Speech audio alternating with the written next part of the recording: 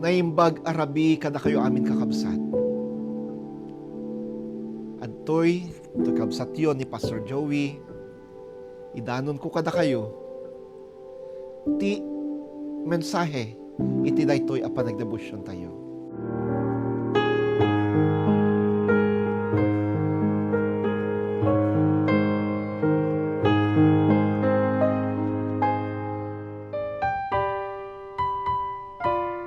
The old rugged cross. Tidaan a krus.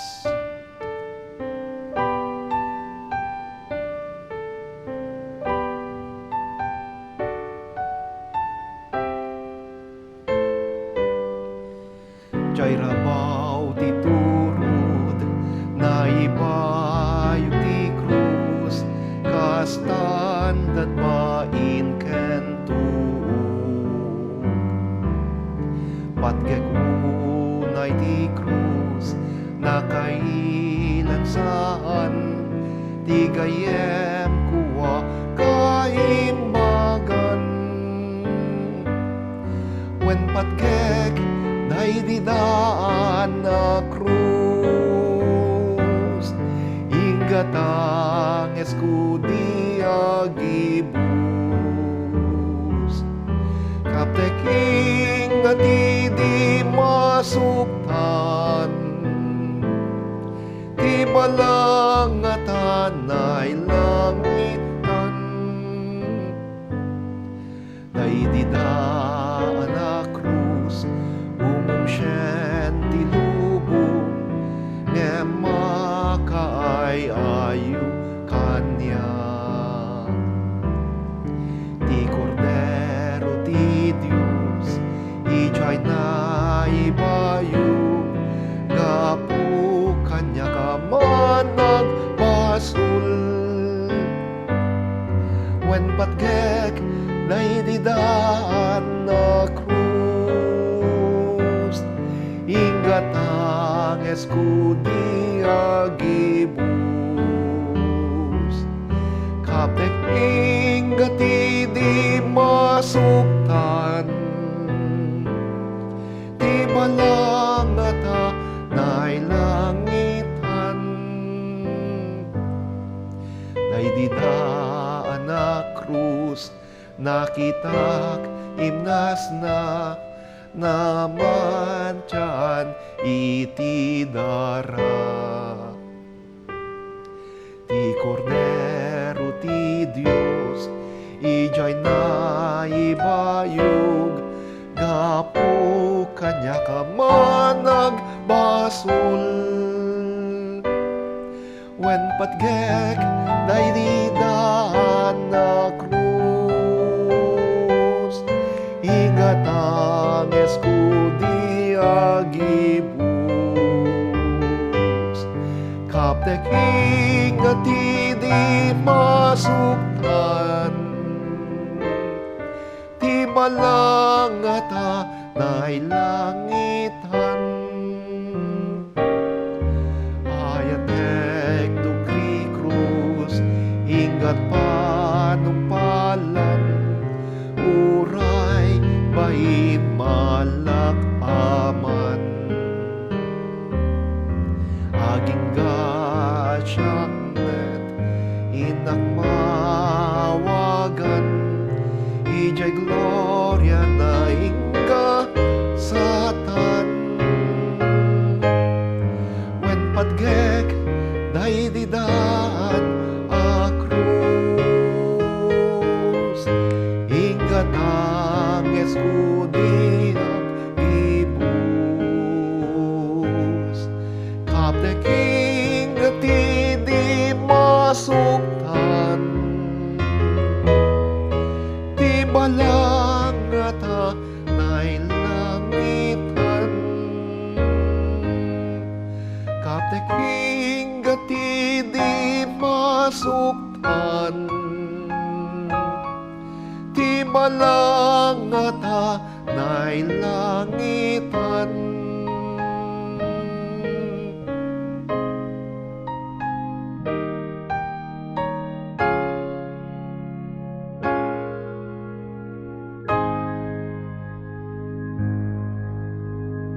Tileksyon tayo itarabii masarakan iti Ebanghelyo kas insurat ni San Mateo, kapitulo 16, manipod iti may ka-20 ket maysa a bersikulo, agingga iti maika 20 ket 8. Kastoy ti mabasa tayo. Manipod din impakamo ni Jesus kay iti adalan na, masapol ang mapanak iti Jerusalem ket adu ti sagabaek a pamarparigat dagiti panglakayen. Dagiti panguluan na papadi ken dagiti mamaestro iti linteg. Mapapatayak to nga mapagungarak to iti may katlong aldaw. Inya dayo basit ni Pedro ni Jesus sa dami binabalaw. Apo, saan kumakastati sa usawem? Kinunana. Santo maramid ken kadayta. Sinango ni Jesus ni Pedro ket kinunana, adaywan nak Satanas. May isa kaalapad iti dalan ko. Agsipod ta saan at ipagayatan ti Dios ti pampanunutem no diket ti pagayatan ti tao. Kalpasan na kinuna ni Jesus kay iti adalan na, tagtarigagay sumurot kanyak masapul at talikodan na ti bagina, ibaklay na ti krus na ket surutan na. Tati siya sino man ang may patpatag ti biyag na mapukaw nanto, gamta siya sino man ang mangyawat iti biyag na gapukanyak, may salakan nanto. At daaya magunguna ti tao nung matagikwa natin terolubong nga mapukaw na matibiyag na. Awan ti may ti tao apang subot tibiyag na. Tadandanin umay tanak ti tao agrama digit angheles na. Umay iti dayag ni amana ket gunggunaan nanto ti tunggal maysa. Kas mayan natop kay teramid na. Nagligipen nyo nga da sumagmamano ka na kayo ditoy asaan to pay amatay agingga ang makita dati anak ti tao nga umay nga ari. Kakabsat, ti leksyon tayo ti dayto rabii, saritain na ti dua abanag. Umuna, ti paningi baga ni Jesus kay ti adalan na, nga isuket masapul na tagsagaba, matay, nga mapagungarto. May kadua, ti panangibalakad na kay tadalan na ang masapul talikodan da ti bagida ken dagiti itso amin tapno sumurda ken kuana. Siputan tayo man dagiti nga banag kakamsat. Iti daytoy a panawan ni Kwaresma. Kas ngilinen tayo ken lagipen tayo ti panagsagaba ken ipapatay ni Jesus. Agraman ti panagungar na. Ipalagip ka na tayo ti Ebanghelyo tayo ti dayto rabii. Ani Kristo mismo tinahibaga. Ang masapul na ti agsagaba. Mapapatay. Ngem idi anangagan ni Pedro daytoy. Kinunana. Saan mo ka di ibagbaga dayto? Saan mo ka di asawan dayta maestro?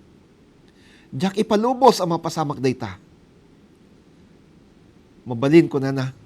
Uray no nyapay ti mapasamak, diyak to'y palubos. Nga agdusa ka, agrigat ka, agsagaba ka, diyak to'y palubos ang mapapatay ka. Idi nangeg ni Jesus daytoy, binabalaw na ni Pedro. Nagdagsen ti kinunana kan Pedro. Ti teksto kinunana. Sinango ni Jesus ni Pedro ket kinunana, adaywan nak Satanas. May isa kaalapad ti dalan ko. Agsipod ta sana ti pagayatan ti Dios, ti pampanutem, no di ket ti pagayatan ti tao. Apay a kinunana, adaywan nak Satanas. Lagipen tayo, kaidi ang nasulisog ni Jesus ijalatang iti 40 nga aldaw ken rabii.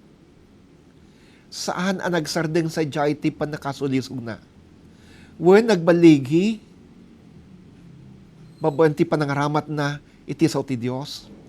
Ngam ti Diablo saan ang nagpatingga iti panang sulisog na kan Jesus. Agingga ti daytoy kanito. We see in here how the devil used Peter to tempt Jesus. Makita tayo ditoy, no kasano at ti Diablo inaramat na ni Pedro, tapno sulisugan na ni Jesus. Inaramat na ti may sakiti, kapapatgan nga adalan na. One of his beloved disciple. Yes, one of his beloved disciple. Peter. Ni Pedro. Nagapuna. Idi akinuna ni Pedro, jak to'y palubos, nagsagaba ka akin mapapatay ka.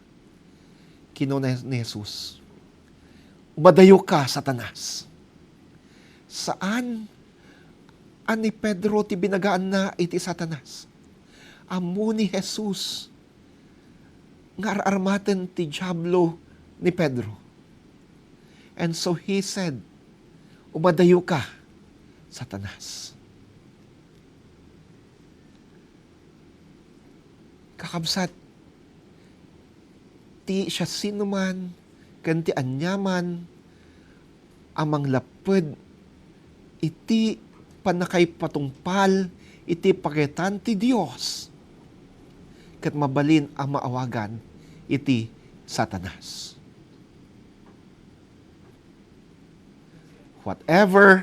Whoever hinders the implementation and the fulfillment of the plan and of the mission of God is actually Satan.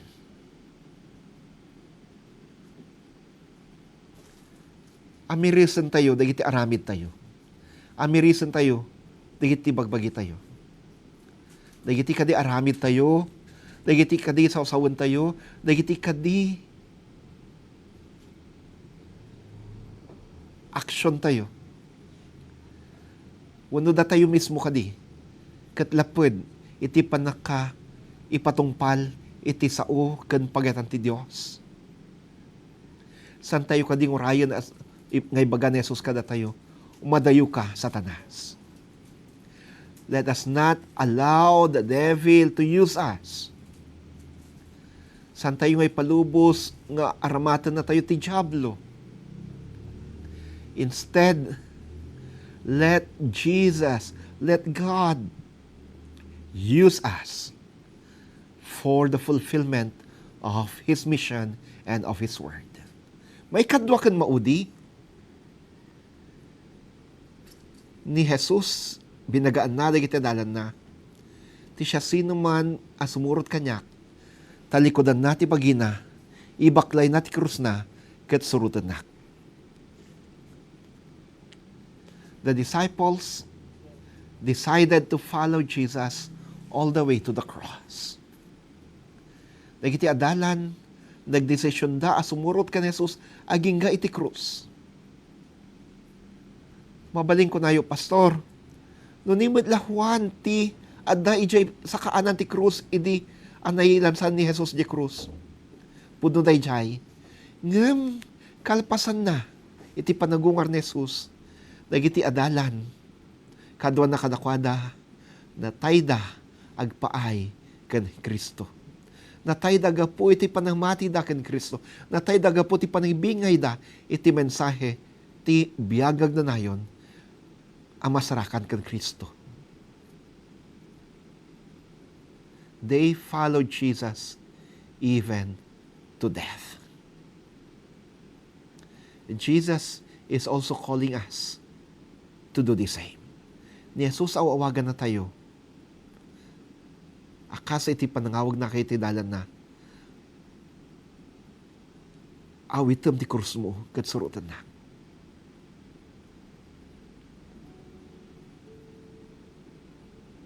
As we follow Jesus,